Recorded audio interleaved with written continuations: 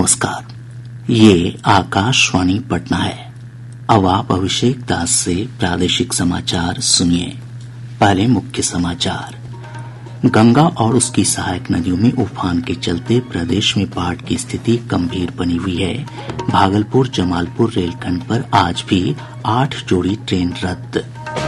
राज्य सरकार ने बाढ़ के कारण नष्ट हुई फसलों का आकलन 24 घंटे के अंदर पूरा करने का अधिकारियों को निर्देश दिया। राष्ट्रकवि रामधारी सिंह दिनकर की जयंती आज। राज्यपाल राजेंद्र विश्वनाथ आर्लेकर दिनकर ग्राम में आयोजित कार्यक्रम में होंगे शामिल। और एशिया रग्बी अंडर 18 प्रतियोगिता में पहली बार बिहार के 8 खिलाड़ियों का चयन। अब समाचार विस्तार से। गंगा और उसकी सहायक नदियों में उफान के चलते प्रदेश में बाढ़ की स्थिति गंभीर बनी हुई है। आपदा प्रबंधन विभाग से प्राप्त जानकारी के अनुसार गंगा नदी के किनारे स्थित 12 जिलों पटना, वैशाली, बक्सर, भोजपुर, सारण, समस्तीपुर, बेगूसराय, लखीसराय, मुंगेर, खगड़िया, भागलपुर और कटिहार के 64 प्रखंडों की 361 पंचायतें बाढ़ से प्रभावित हैं। लगभग 13 लाख की आबादी बाढ़ की चपेट में है। एक रिपोर्ट।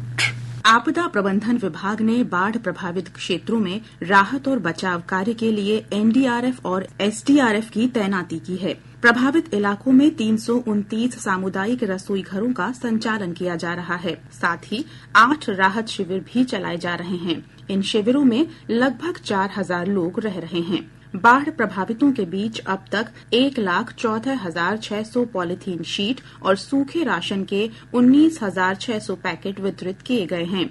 बाढ़ प्रभावित क्षेत्रों में 1,400 नावों का परिचालन किया जा रहा है। साथ ही 20 बोट एम्बुलेंस के माध्यम से लोगों को आवश्यक स्वास्थ्य सुविधाएं उपलब्ध कराई जा रही हैं।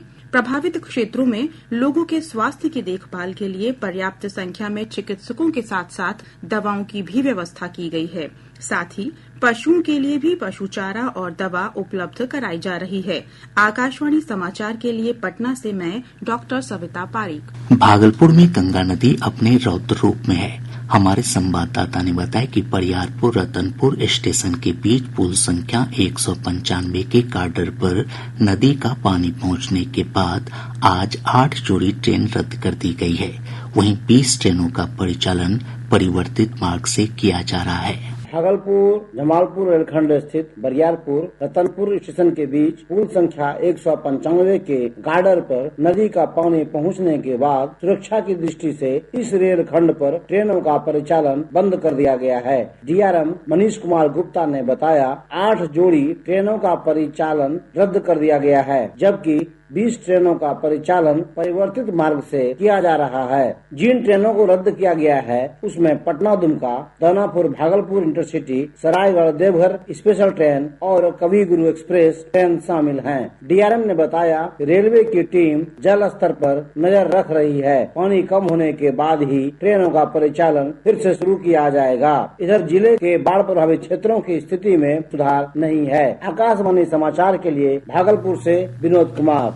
इधर पटना से हमारे संवाददाता ने बताया कि विभिन्न घाटों पर गंगा नदी के जलस्तर में गिरावट आने के बावजूद बाढ़ की स्थिति में कोई सुधार नहीं है। पटना के दीघा घाट पर गंगा नदी के जलस्तर में पिछले 24 घंटों के दौरान 50 सेंटीमीटर की कमी दर्ज की गई है। हालांकि नदी का जलस्तर अभी भी दीघा घाट के साथ साथ हाथीदह और गांधी घाट पर खतरे के निशान से ऊपर बना हुआ है। जल संसाधन विभाग ने आज नदी के जलस्तर में और गिरावट की संभावना जताई है। इधर बाढ़ प्रभावित क्षेत्रों में लोगों की परेशानियां बनी हुई है। जिले में बाढ़ प्रभावित लोगों के लिए 108 नाव का परिचालन किया जा रहा है। साथ ही 12 जगहों पर सामुदायिक रसोई घर संचालित किए जा रहे हैं। इसके अलावा पशु चारे की व्यवस्था भी की गई है। आकाशवाणी समाचार के लिए पटना से आशीष रंजन। खगड़िया जिले के नए इलाकों में गंगा और गंडक नदी का पानी प्रवेश कर गया है। ब्यौरा हमारे संवाददाता से। खगड़िया जिले के 22 ग्राम पंचायत और 3 नगर पंचायत बाढ़ से प्रभावित हैं। जिलाधिकारी अमित कुमार पांडे ने बताया कि बाढ़ प्रभावित क्षेत्रों में 81 नाव का परिचालन किया जा रहा है। 2592 लोगों को सुरक्षित निकाला गया है, जिनके लिए 13 सामुदायिक रसोई घर संचालित किए जा रहे हैं। उन्होंने बताया कि बाढ़ पीड़ितों के बीच पॉलीथीन शीट, सूखे राशन के पैकेट, पशु चारा और आवश्यक दवाओं का वितरण किया जा रहा है। जिलाधिकारी ने बताया कि बाढ़ नियंत्रण विभाग के अभियंता पोगरी नारायणपुर तटबंध पर पानी के बढ़े दबाव पर लगातार नजर बनाए हुए हैं। आकाशवाणी समाचार के लिए खगड़िया से प्रभात सुमन। बेगूसराय जिले में भी बाढ़ की स्थिति में कोई सुधार नहीं है। ब्यौरे के साथ हैं हमारे संवाददाता। बेगूसराय जिले के बलिया, तेहरा, मटिहानी और सहपुर कमाल समेत 8 अंचल की 1 लाख से अधिक की आबादी बाढ़ की चपेट में है। नदी के तेज कटाव के कारण मटिहानी प्रखंड के सिंहपुर गांव में 11 घर नदी के गर्भ में समा गए। बेगूसराय के जिलाधिकारी तुषार सिंगला ने बाढ़ प्रभावित क्षेत्रों का दौरा कर अधिकारियों को राहत और बचाव कार्य तेज करने के निर्देश दिए हैं। इस बीच बाढ़ पीड़ितों में सरकार की ओर से पर्याप्त सहायता उपलब्ध नहीं कराने को लेकर आक्रोश भी देखा जा रहा है। आकाशवाणी समाचार के लिए बेगूसराय से विजय कुमार झा। इधर मुंगेर जिले में भी गंगा नदी लगातार तबाही मचा रही है।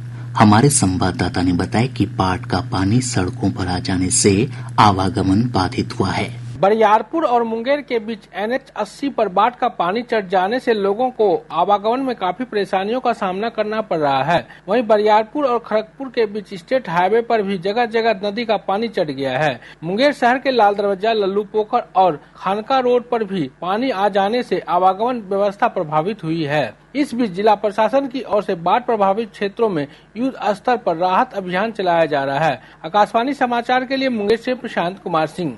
बक्सर, भोजपुर, सारण, वैशाली, समस्तीपुर, लखीसराय और कटिहार जिले में भी बाढ़ की स्थिति में कोई सुधार नहीं है।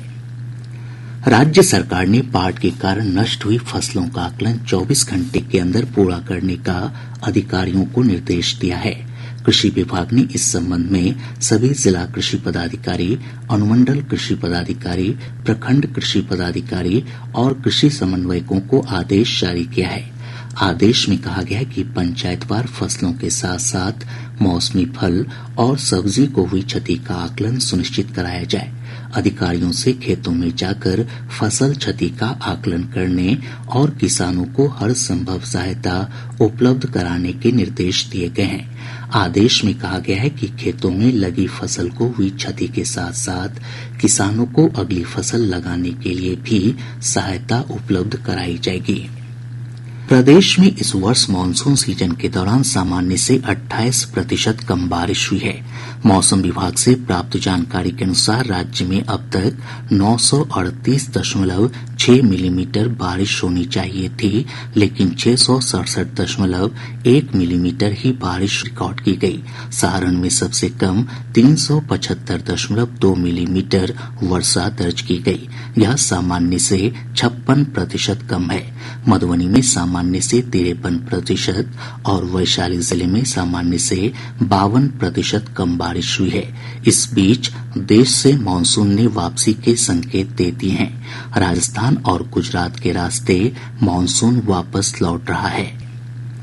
प्रादेशिक समाचार आप आकाशवाणी पटना से सुन रहे हैं। ताज़ा समाचारों के लिए आप हमारे x handle AIR News_ Patna पर जा सकते हैं। राष्ट्रकवि रामधारी सिंह दिनकर की आज 116वीं जयंती है।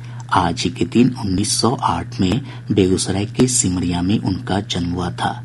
उन्हें राष्ट्रवाद और देशभक्ति की भावना को जागृत करने वाली रचनाओं के लिए जाना जाता है।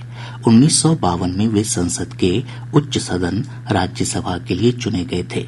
रश्मिरथी, कुरुक्षेत्र, उर्वशी, संस्कृति के 4 अध्याय और परशुराम की प्रतीक्षा उनकी प्रमुख रचनाएं हैं। 1962 के भारत चीन युद्ध की पृष्ठभूमि पर उनकी रचना परशुराम की प्रतीक्षा युद्ध की विभीषिका और उस समय के देश के हालात का वर्णन करती है। सुनते हैं उनके स्वर में इस रचना के अंश। जो कविता सुना रहा हूँ वो परशुराम की प्रतीक्षा का एक छोटा सा अंश है। कि पहली आहुति है अभी यज्ञ चलने दो, पहली आहुति है अभी यज्ञ चलने दो, दो हवा देश की आग जरा जलने दो। जब हृदय हृदय पावक से भर जाएगा, भारत का पूरा पाप उतर जाएगा। देखोगे कैसा प्रलय चंड होता है, असिवंत हिंद कितना प्रचंड होता है। राष्ट्रकवि दिनकर की जयंती पर प्रदेश भर में कई कार्यक्रमों का आयोजन किया जा रहा है। इस अवसर पर बेगूसराय स्थित उनके पैतृक गांव दिनकर ग्राम में श्रद्धांजलि सभा समेत कई कार्यक्रम आयोजित किए जा रहे हैं। हमारे संवाददाता ने बताया कि राज्यपाल राजेंद्र विश्वनाथ आर्लेकर दिनकर उच्च विद्यालय में आयोजित कार्यक्रम का उद्घाटन करेंगे। इस कार्यक्रम में केंद्रीय मंत्री गिरिराज सिंह, खेल मंत्री सुरेंद्र मेहता और सहकारिता मंत्री डॉक्टर प्रेम कुमार भी शामिल होंगे। वहीं जिला प्रशासन की ओर से भी कई कार्यक्रम आयोजित किए जा रहे हैं। दिनकर सम्मान समारोह के तहत राष्ट्रीय सम्मान वरिष्ठ कवि मदन कश्यप और दिनकर जनपदी सम्मान डॉक्टर शशि भूषण कुमार शशि को प्रदान किया जाएगा। अगले साल हज पर जाने के लिए आवेदन करने की आज अंतिम तिथि है। हज कमेटी ऑफ इंडिया की वेबसाइट पर आवेदन पत्र उपलब्ध है। साथ ही हज सुविधा ऐप से भी ऑनलाइन आवेदन किया जा सकता है। बिहार से हज यात्रा पर जाने का कोटा 12,500 है। इसके विरुद्ध अब तक बिहार के 1,936 लोगों ने ऑनलाइन आवेदन दिए हैं। पूर्णिया हवाई अड्डे पर अंतरिम टर्मिनल का निर्माण कर जल्द ही हवाई सेवा की शुरुआत की जाएगी। जदयू के कार्यकारी अध्यक्ष संजय कुमार झा ने केंद्रीय नागरिक उड्डयन मंत्री राम मोहन नायडू से नई दिल्ली में मुलाकात के बाद ये जानकारी दी। मुख्यमंत्री नीतीश कुमार आज जहानाबाद की कल्पा पंचायत में विभिन्न योजनाओं का उद्घाटन और शिलान्यास करेंगे। इस दौरान मुख्यमंत्री विभिन्न योजनाओं के लाभार्थियों को सम्मानित करेंगे। श्री कुमार पटना गया डोभी पथ पर बन रहे रेल ओवरब्रिज का भी निरीक्षण करेंगे। एशिया रग्बी अंडर 18 प्रतियोगिता में पहली बार बिहार से 8 खिलाड़ियों का चयन हुआ है। यह प्रतियोगिता मलेशिया के जोहर में 28 और 29 सितंबर को होगी। बालक और बालिका वर्ग में 4-4 खिलाड़ियों का चयन हुआ है। चयनित खिलाड़ियों में से 5 पटना जिले के पार्ट से हैं। बेगूसराय जिले के एफसीआई थाना क्षेत्र से पुलिस ने 50,000 रूपये के इनामी अपराधी प्रशांत कुमार को हथियारों के साथ गिरफ्तार किया है। अब पटना से प्रकाशित प्रमुख समाचार पत्रों की सुर्खियां। आज के सभी समाचार पत्रों ने अलग अलग खबरों को प्रमुखता से प्रकाशित किया है। हिन्दुस्तान लिखता है, सूबे में मुख्यमंत्री जन आरोग्य योजना शुरू, 58 लाख राशन कार्डधारियों को जोड़ने का लक्ष्य। दैनिक जागरण ने मुख्यमंत्री नीतीश कुमार के हवाले से लिखा है, अयोध्या से सीतामढ़ी के बीच चले वंदे भारत ट्रेन, पुनौरा धाम के लिए रेल संपर्कता को ले पीएम को लिखा पत्र। दैनिक भास्कर ने प्रधानमंत्री नरेंद्र मोदी के अमेरिका दौरे की खबर को प्रमुखता से प्रकाशित किया है। प्रभात खबर ने अपनी विशेष रिपोर्ट में लिखा है, लीची, मशरूम और मखाना उत्पादन में बिहार नंबर 1। राष्ट्रीय सहारा और आज समेत सभी समाचार पत्रों ने बाढ़ से जुड़ी खबरों को सचित्र प्रकाशित किया है। और अब अंत में मुख्य समाचार एक बार फिर। गंगा और उसकी सहायक नदियों में उफान के चलते प्रदेश में बाढ़ की स्थिति गंभीर बनी हुई है। भागलपुर जमालपुर रेलखंड पर आज भी 8 जोड़ी ट्रेन रद्द। राज्य सरकार ने बाढ़ के कारण नष्ट हुई फसलों का आकलन 24 घंटे के अंदर पूरा करने का अधिकारियों को निर्देश दिया। राष्ट्रकवि रामधारी सिंह दिनकर की जयंती आज। राज्यपाल राजेंद्र विश्वनाथ आर्लेकर दिनकर ग्राम में आयोजित कार्यक्रम में होंगे शामिल। और एशिया रग्बी अंडर 18 प्रतियोगिता में पहली बार बिहार के 8 खिलाड़ियों का चयन। इसके साथ ही आकाशवाणी पटना से प्रसारित प्रादेशिक समाचार का ये अंक समाप्त हुआ।